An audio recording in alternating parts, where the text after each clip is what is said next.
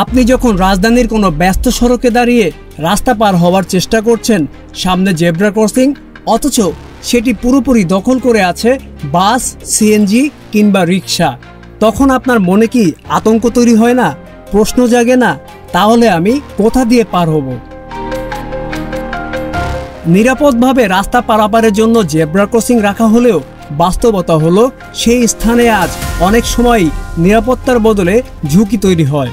যানবাহনগুলো যাত্রী ওঠানাবার জন্য zebra crossing দখল করে রাখে, ফলে বাধ্য হয়েই পথচারীরা অনির্ধারিত স্থান দিয়ে চলন্ত গাড়ির ফাঁকে রাস্তা পার হন।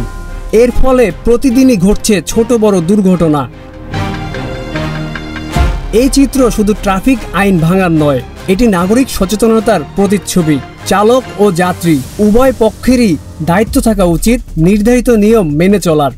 জেব্রা ক্রসিং দখল মানে এক ধরনের অধিকার হরণ, যেখানে একজন পথচারী তার ন্যায্য জায়গায় দাঁড়ানোর সুযোগটুকু হারিয়ে ফেলেন। ট্রাফিক বিভাগকে হতে হবে আরও কঠোর।